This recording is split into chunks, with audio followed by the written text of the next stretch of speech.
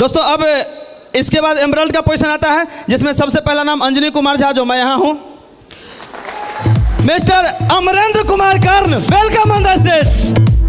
Mister Shubhkant Kumar, welcome on the stage. Mister Bharat Kumar Chakravarti, welcome on the stage.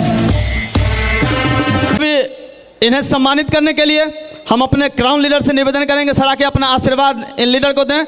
Sir Vijaypal sir और Madhav sir.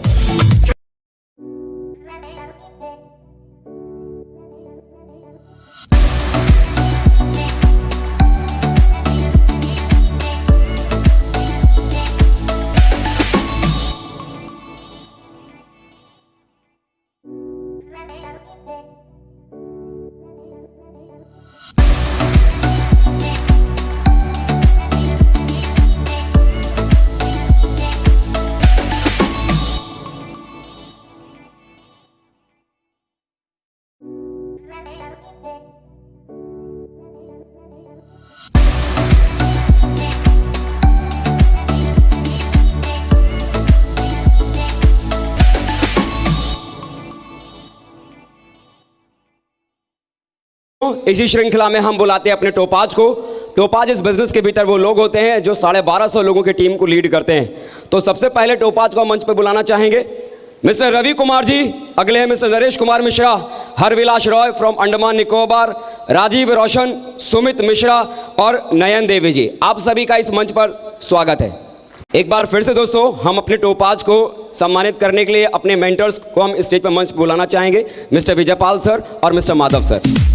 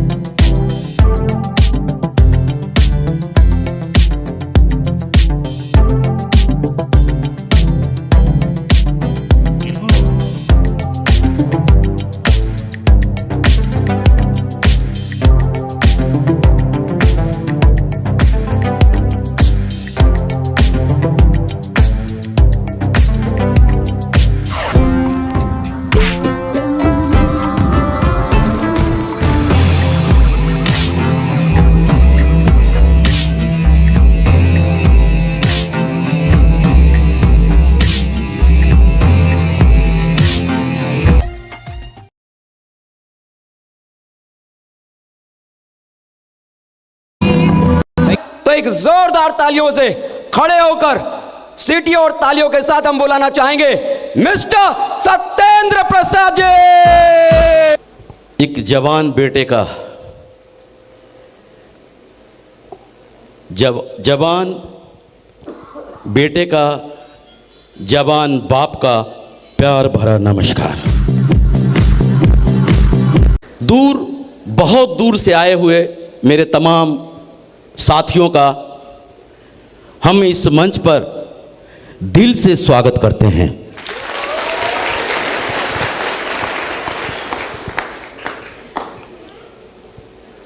दोस्तों, मेरा नाम सत्येंद्र प्रसाद और मैं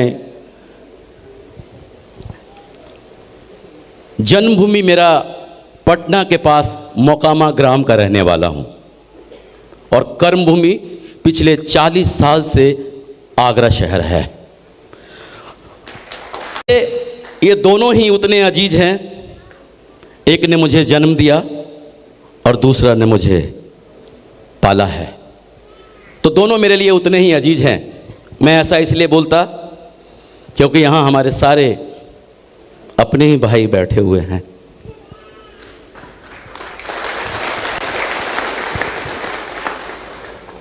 दोस्तों, मैंने भी आमतौर पे बिहार में एक बात देखते होंगे कि पढ़ाई लिखाई करने के बाद लोगों का सपना होता है नौकरी। अगर नौकरी नहीं लगे तो बिहार में समझ लो जीवन बेकार। और जिन बेचारे भाई साहब की नौकरी नहीं लगती है उनका हाल क्या होता है आप लोगों से बेहतर कोई नहीं जानता। ऐसा होता है? जिनके पास पैसा होता है वो पासपोर्ट वगैरह बनवा के सऊदी अरब चले जाते हैं, और जिनके पास नहीं होता है वो दिल्ली, बॉम्बे, कलकत्ता, मद्रास जहाँ भी हो इन्हीं को सऊदी अरब मान लेते हैं। ऐसा ही होता है ना। हमें भी नौकरी नहीं मिली थी पढ़ाई लिखाई करने के बाद, और मैं भी जब नौकरी नहीं मिली, पैसा भी नहीं था कि पासपोर्ट बनवा के सऊदी अरब चला जाऊं, तो कोशिश किया था किसी तरह जुगाड़ लगा के दिल्ली आ जाऊं कोई काम धंधे के तलाश में, लेकिन दिल्ली नहीं आ सका। दिल्ली से 200 किलोमीटर पहले आगरा में ही रुक गया, और छोटा मोटा काम धंधा यहीं पे करने लगा। काम धंधा सीखने के बाद जब काम धंधा करने लगा, ऊपर वाले को थोड़ी सी रहम आ गई। जहां मैं 40 से 50 हज़ार रुपये पर मंथ कमाने लगा, नौकरी नहीं लगने का दर्द थोड़ा सा कम हो गया था। लेकिन दोस्तों, इस बिजनेस के बारे में मैं ज़्यादा कुछ जानता नहीं था। अगर कोई कंपनी बोले तो पानी तो छोड़ो, मैं बैठने की भी नहीं दे सकता था। वो इंसान मैं आपसे बात कर रहा। लेकिन दोस्तों, कहते हैं कि ये दिल, ये दिमाग और ये मौसम, इन तीनों का कोई भरोसा नहीं। मेरे साथ भी कुछ ऐसा ही हुआ। एक दिन मेरे अजीज मित्र ने मुझे इस बिजनेस को बताया था, और जब बताया था तो मुझे लगा कि ये तो वही बात कर रहे हैं जिससे मैं चिढ़ता हूँ, जिससे मैं नफरत करता। लेकिन क्या है कि वो मेरे मित्र हैं, इसलिए मैं उनको भगा भी नहीं सकता था। और उस टाइम मैंने सोचा कि मैं इनका करूं तो क्या करूं। तो दोस्तों, मैं इनकम टैक्स के अंदर था, तो मुझे टैक्स रिबिट के लिए कहीं ना कहीं से इंश्योरेंस की जरूरत पड़ती थी। सो मैंने सोचा कि LIC में इंश्योरेंस करा लो, चाहे रिलायंस में इंश्योरेंस कराओ, बात एक ही है। दोनों जगह IRDA है, टैक्स रिबिट दोनों जगह है। तो मैंने एक इंश्योरेंस उनसे ले लिया ताकि इनका मन भी रह जाए और हमारी दुआ सलाम भी बनी रह जाए। वो भाई साहब तो उस दिन बहुत खुश होकर चले गए कि चलो इन्होंने ज्वाइन कर लिया, और मुझे लगा कि चलो ये बला किसी तरह से टल गई। लेकिन दोस्तों, झटका तो मुझे जब लगा जब मेरे मित्र ने जब अगले दिन मेरे पास फिर लौट के आए, तो मुझे लगा कि ये फिर क्यों आए मेरे घर। मैंने बोला, भाई वो फॉर्म वगैरह में कोई कमी तो नहीं रह गई? बोला, नहीं नहीं, वो तो हमने कल ही भेज दिया। तब मुझे पहली बार ये एहसास हुआ। उन्होंने बोला कि दोस्त ऐसा करते हैं, चलते हैं ट्रेनिंग में, चलते हैं सेमिनार में, अपन दोनों मिल के काम करते हैं। तो मुझे पहली बार ये एहसास हुआ, जिस बला को मैं टालने की कोशिश किया था वो बला तो उल्टे मेरे गले पड़ गई।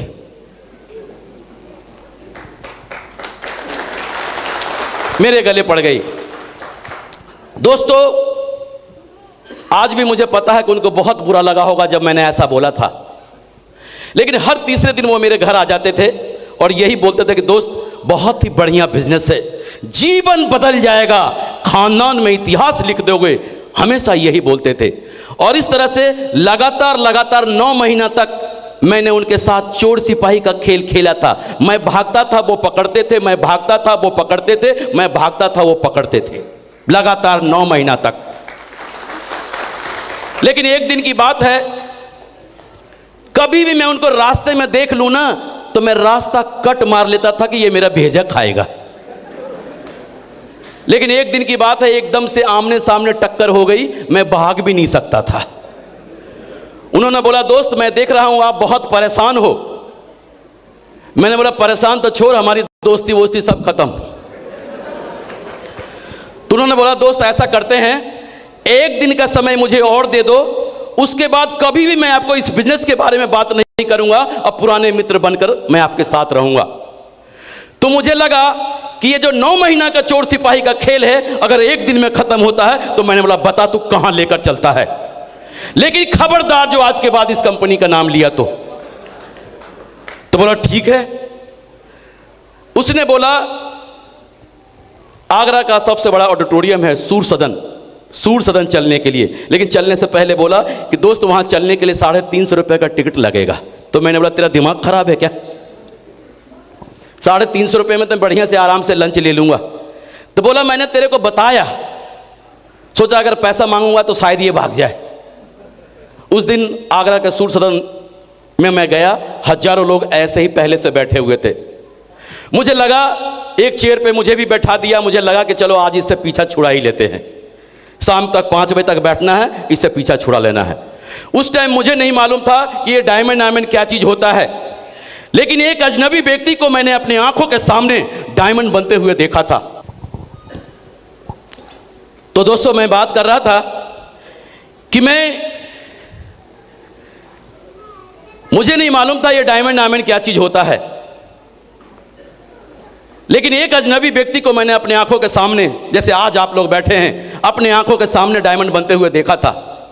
और जितना मान सम्मान उस व्यक्ति को मिला और जितनी अच्छी अच्छी बातें उन्होंने कहा, मैंने ऐसा कभी नहीं देखा था। जब प्रोग्राम खत्म हुआ तो मन ही मन में ये सोच रहा था कि बिजनेस तो बहुत बढ़िया है, करना चाहिए। और हॉल में चलने से पहले सबसे पहले मैं उस व्यक्ति को ढूंढा जिसने मुझे उस हॉल में लेकर आया था, और पॉकेट में हाथ डाला और 350 रुपए निकाल के मैंने उसको दिया और चुपचाप घर चला गया। और मन ही मन सोच रहा था कि बिजनेस तो बहुत बढ़िया है, करना चाहिए। लेकिन अगले ही पल मुझे लग रहा था कि लोग क्या कहेंगे कि तू 50,000 कमाता है, तेरे को यही मिला, इससे अच्छा तू ये कर लेता, वो कर लेता, ऐसा कर लेता, वैसा कर लेता।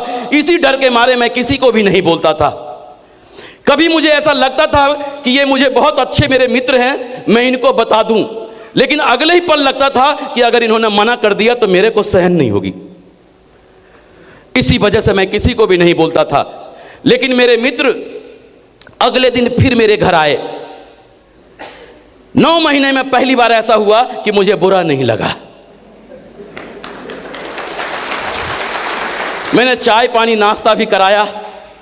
उन्होंने बोला, दोस्त आज फ्राइडे का दिन है, फ्राइडे को हमारे यहां ट्रेनिंग प्रोग्राम होता है, अगर आप चल सको तो चलो, नहीं तो कोई बात नहीं। तो मुझे लगा कि पहले दिन तो ये ले गए तो बहुत ही बढ़िया चीज दिखाए, पता नहीं आज क्या दिखाएंगे। मैं भी थोड़ा लालच में आ गया और मैंने बोला चलो चलते हैं हम भी।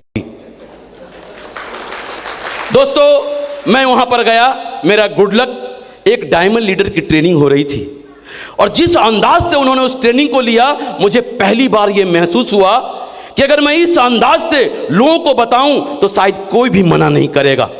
और उस ट्रेनिंग से निकलने के बाद मैं इतना जोश में था कि अपने घर जाने के बजाय अपने एक मित्र के पास चला गया और बोला, दोस्त देख, मेरे पास एक ऐसी इंफॉर्मेशन है कि तेरा जीवन बदल जाएगा, खानदान में इतिहास लिख देगा, 2 लाख सप्ताह कमाएगा, 8 लाख महीना कमाएगा। और उसको उसी के घर में उसके चेयर पे बैठाया और डायरी निकालकर मैं जो कुछ भी जानता था 15 मिनट में सब कुछ बता दिया।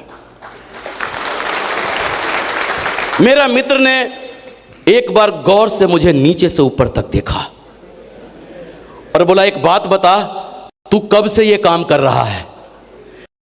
पहले दिन तो काम करने गया था, तो मैं क्या बोलता कब से काम कर रहा हूं। फिर भी हिम्मत जुटा के मैंने बोला कि 9 महीना तो मेरा चोर सिपाही में हो गया था। मैंने बोला, दोस्त मैं 10 महीने से इस काम को कर रहा हूं, 10 महीने से। क्योंकि इस बिजनेस में बोला जाता है कि झूठ नहीं बोलना। तो उसने बोला, तू 10 महीने से इस काम को कर रहा है और मुझे आज बताया। वो दिन था 7 अप्रैल 2009। वो मेरे जीवन का सर्वश्रेष्ठ दिन था, क्योंकि मेरा मित्र मेरे बिजनेस को ज्वाइन कर लिया था। मुझे लगा कि मैं तो सोच रहा था कि लोग क्या कहेंगे, ये तो उल्टा शिकायत कर रहा कि पहले क्यों नहीं बताया। मेरा हौसला बढ़ गया और वो दिन है और आज का दिन है, पलट के नहीं देखा। काम करता चला गया, काम करता चला गया, काम करता चला गया। जिस दिन मेरी इनकम जो मैं महीने में कमाता था उससे ज्यादा जब मैं सप्ताह में कमाने लगा तो मैं बड़ा कसम था कि वो वाला करूं या ये वाला करूं, वो वाला करूं या ये वाला करूं। और अंत में मैंने एक कठोर डिसीजन लिया। जो मेरा 35 साल का बिजनेस कारोबार था उसको मैं अलविदा कह दिया और full time secure life business को करने लग गया। लेकिन दोस्तों, जब मैंने अपना पुराना वाला बिजनेस जब छोड़ा था ना, तो मेरे सगे संबंधी, मेरे खास मित्र मेरे घर मुझे समझाने आते थे कि देख मेरे भाई, इन कंपनियों के चक्कर में मत फंस, यहां पर ऐसा कुछ भी नहीं होता है, तू तो अच्छा भला 50,000 कमाता है, अपने इन छोटे छोटे बच्चों की तरफ देख। आज मैं परमपिता परमेश्वर को धन्यवाद करता कि मेरा दिमाग खिसका नहीं था और मैंने किसी की भी बात नहीं माना। और जब मैंने किसी की भी बात नहीं माना तो अपने ही मोहल्ले में जब मैं निकलता था ना तो लोग घूर घूर कर देखते थे, ऐसे देखते थे जैसे मैं किसी कंपनी को नहीं ज्वाइन किया हो, बहुत बड़ा गुनाह किया हो।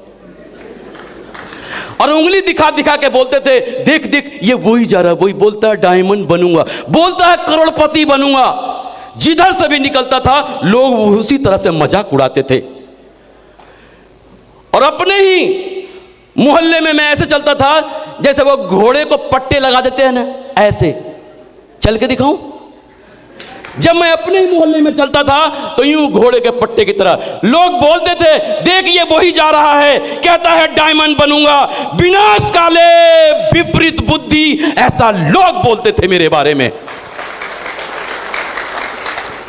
मजाकों की तो हद उड़ा देते थे। जब मेरे खास खास मित्र, जब मैं उनके बीच से गुजरता था ना तो आपस में बोलते थे, देख देख डायमंड आ रहा, डायमंड, इसके लिए रास्ता छोड़ दे, रास्ता छोड़ दे। मेरा मजाक उड़ाने के लिए रास्ता छोड़ देते थे। और जब मैं उनके पास से गुजरता था ना तो बोलते थे, ओए डायमंड आ रहा, डायमंड, ताली बजा, ताली बजा, ताली बजा। मेरा मजाक उड़ाने के लिए तालियां बजाते थे। एक सफल व्यक्ति को जो कुछ भी बोला है ना, एक एक बात उन्होंने बोला था। आज देखे पैदल चल रहा है, कल कार में चलेगा। आज इसको फ्री में देख ले, कल देखने के टिकट लगेंगे, ऐसा उन्होंने बोला। लेकिन मैं आपसे जानना चाहता, आज सिक्योर लाइफ के कहीं भी किसी प्रोग्राम में मैं जाता हूं, लोग मेरे लिए रास्ता छोड़ते हैं, यस और नो? लोग मेरे लिए तालियां बजाते हैं, यस और नो? टिकट से देखते हैं, ऐसा नो? उन्होंने जो कुछ भी बोला था, एक एक बात मेरे साथ सच हो गई।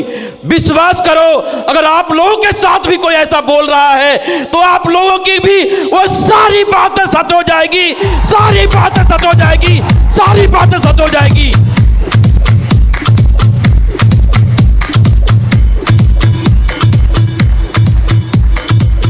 आज वही मोहल्ला है और वही मैं हूं। फर्क सिर्फ इतना सा आया है कि मेरे चलने का अंदाज बदल गया है। चल के दिखाऊं?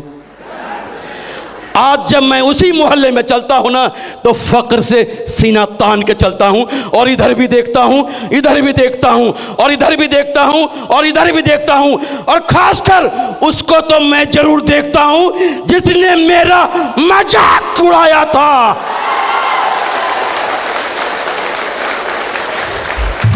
और जब नजरें मिलती है ना तो नजरें झुका लेता है, बोलता है ये सच कहा था, जो कहा कर दिखाया। आज चुन चुन के नजरें मिलाता हूं उससे जिसने मेरा मजाक उड़ाया था। नजरें मिलाने के काबिल नहीं छोड़ा मैंने उनको। ठंडक मिलती है यहां नजरें मिलाने में उनसे, ठंडक। और आज अगर मैं अचीवमेंट की बात करूं तो दोस्तों, पिछले 2 साल से 50 लाख की ओडी गाड़ी में चलता हूं। घर मकान ने भी डिसाइड नहीं किया कि किस में रहूं, इतने कि सोचना मुश्किल पड़ रहा कि इसमें रहूं कि उसमें रहूं कि उसमें रहूं कि उसमें रहूं कि उसमें रहूं, किस में रहूं, ये समझ नहीं आ रहा। क्योंकि जिस घर को बनाया था उसको ड्रीम हाउस बनाया था, लेकिन अब वो ड्रीम हाउस नहीं लगता। और आप लोगों ने, मैं सोचता था, मेरे 2 बच्चे हैं।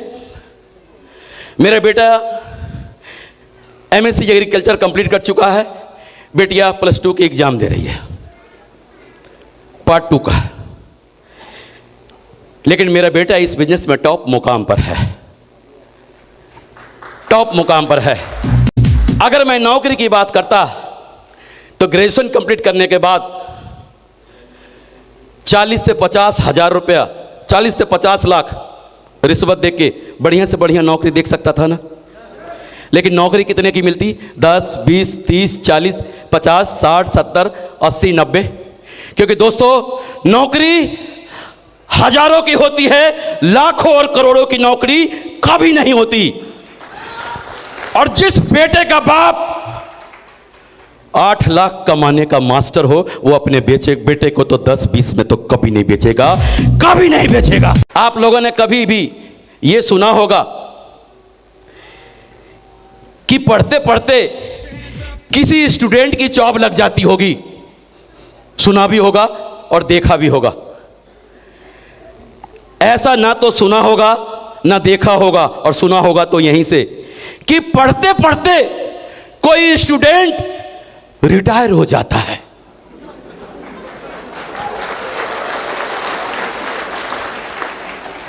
आज मेरा बेटा हिंदुस्तान में सबसे कम उम्र 22 साल का डायमंड है, मिस्टर राकेश प्रसाद।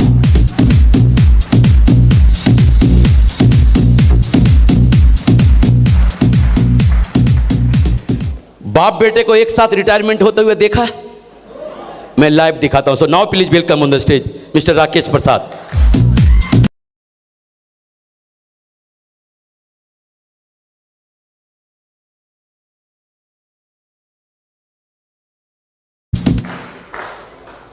बाप बेटा एक साथ रिटायर, जवान बेटा का जवान बाप।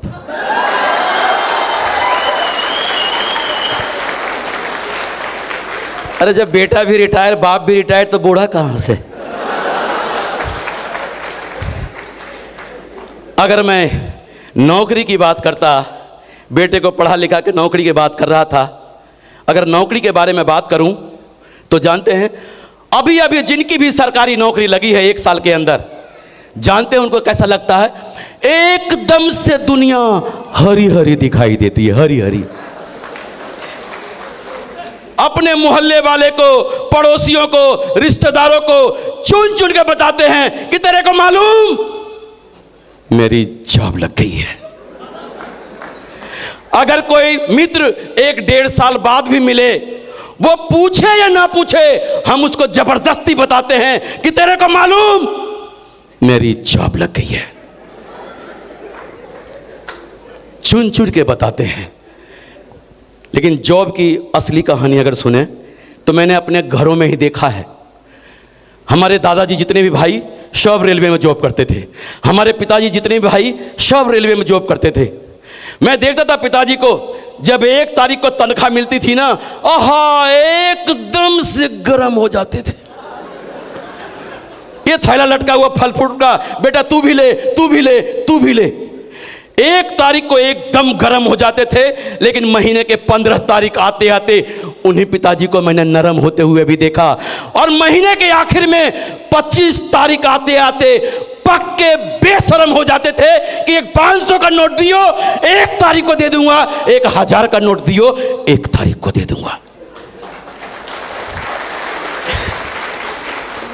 सभी दीवाने नौकरी के, मैं भी था, लेकिन मेरी है कि लगी नहीं। लेकिन आज मैं परमपिता परमेश्वर को धन्यवाद देता कि अच्छा हुआ मेरी लगी नहीं।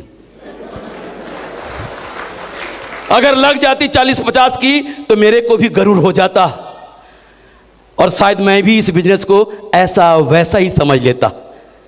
आज ये अगर समझ में बात नहीं आती तो ये सब कुछ हाथ से चले जाते ना। दोस्तों, आज अगर मैं सोचता था कि ये बिजनेस फंसने फंसाने का है, तो देखो राजीव चतुर्वेदी जी ने संजय जैन जी को फंसाया है। बताते हैं 21-22 करोड़ से भी ज़्यादा कमा लिया। उन्होंने ओम प्रकाश जी को फंसाया, वो भी 18 लाख बताते हैं, 18 करोड़ कमा लिया।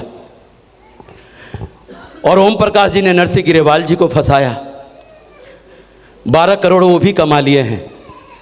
और उन्होंने, हमारे मेंटर यहाँ बैठे हैं, माधव सर जी, विजय पाल सर जी, सारे फ्रंट रो बैठे हैं, इनको फंसाया, आज करोड़ों में झूम रहे हैं। और इन्होंने मुझे फंसाया।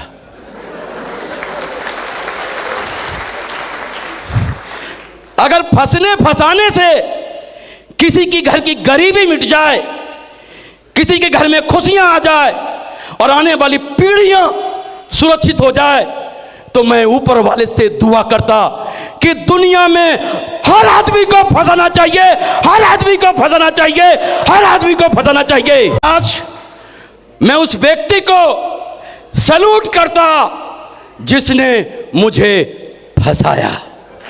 फंसने के बाद अगर ऐसा जीवन मिलता हो, फंस जाना चाहिए, फंसा देना चाहिए। तो विश्वास करें दोस्तों, आज बेटा उस मुकाम पर है। बिटिया भी 16 क्रॉस कर जाए या 17 स्टार्टिंग में, बिटिया भी डायमंड बनने जा रही है।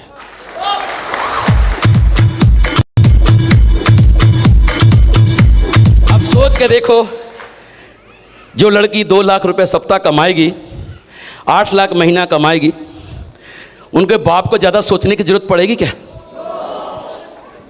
हम बेटे और बेटियों में फ़र्क करते हैं। ये सोचते हैं तो बिटिया है, पराया धन है, इसको निपट देते हैं। ये तो मेरा बिटवा है, बुढ़ापे का लाठी बनेगा। अरे आप भी जानते हैं कौन किसकी लाठी बनता है, और मैं भी जानता हूं कौन किसकी लाठी बनता है। अगर बिटिया के नाम एक आईडी लेकर अगर मेहनत करके उनको डायमंड बना देते हैं, तो अगर ससुराल में जाएगी तो जेठ जेठानी, सास ससुर उनको कैसे रखेंगे जी? तो बजाओ ना दोस्तों। वाकई में ऐसा दो ही बार होता है कि मेरा अंग अंग फड़कता है जब मैं बिहार में होता हूं। लेकिन आज तो मुझे बिहार में ही हैं, हम तो बिहार में ही हैं, क्योंकि बिहार के लोगों के बीच में हैं तो कहाँ हैं हम। आज वाकई में आपके जोश की मैं तारीफ करता, आपके हौसले को मैं तारीफ करता, क्योंकि आपने इस आगरा के हॉल को बिहार बना दिया। और बिहार में तो आपको पता है कि मुझे कसम है उस बात की, बिहार में तो मुझे कसम है इस बात की कि अगर बिहार के एक आदमी भी 10 लोगों को सऊदी अरब, दिल्ली, बम्बई, कलकत्ता इन जगहों पे जाने से रोक लिया, और ये 10 लोग भी यही कर दें, तो विश्वास करो, लोग भारत को सोने की चिड़िया बोलते हैं, लेकिन मैं आप लोगों को विश्वास दिलाता हूं कि एक दिन लोग बिहार को सोने की चिड़िया बोलेंगे, सोने की चिड़िया बोलेंगे बिहार। लेकिन अगर आप लोगों ने साथ दिया तो, और शुरुआत किया था ये कारवा 1-2 से, लेकिन आज मैं इस दुनिया में रहूं या ना रहूं, लेकिन इतिहास साक्षी है।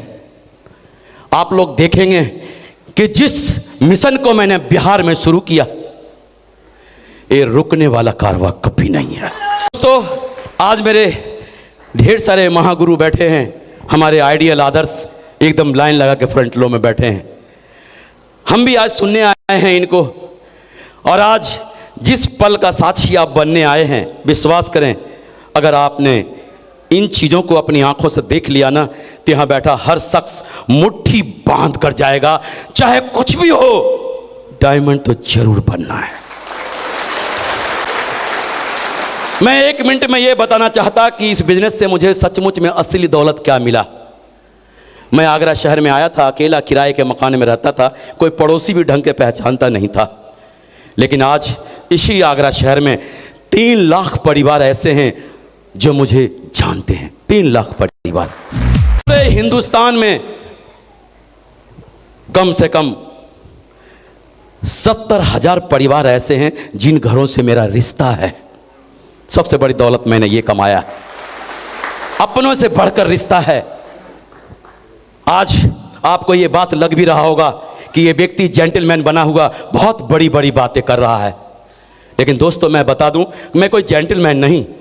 अगर मेरे एजुकेशन वाइज देखें तो मैं हाई स्कूल पढ़ा हुआ व्यक्ति मैं आपसे बात कर रहा, हाई स्कूल पढ़ा व्यक्ति आपसे बात कर रहा। क्या फर्क पड़ता है मैं हाई स्कूल पढ़ा हूं तो? क्या फर्क पड़ता है? हाई स्कूल पढ़े व्यक्ति की कौन सी नौकरी लग सकती है आप खुद जानते हैं। लेकिन क्या फर्क पड़ता है कि मैं हाई स्कूल पढ़ा हूं? क्या फर्क पड़ता है मुझे अंग्रेजी बोलनी नहीं आती? क्या फर्क पड़ता है? लेकिन सिक्योर लाइफ में ऐसी पावर है कि मैं 40,000 में 2 अंग्रेजी बोलने वाले को रख सकता हूं, एक लेफ्ट में कि इन्होंने अंग्रेजी में क्या बोला मेरे को हिंदी में समझाओ, और मैंने हिंदी में क्या बोला इनको अंग्रेजी में समझाओ। और कहते हैं ना मेरे भाई, ये जो रोकड़े की भाषा है ना, पूरी दुनिया जानती है, पूरी दुनिया जानती है। और क्या फर्क पड़ता है, और जब पैसा आता है ना तो लोग अंग्रेजी बोलना भी सीख लेते हैं, जो सत्येंद्र प्रसाद ने सीख लिया है।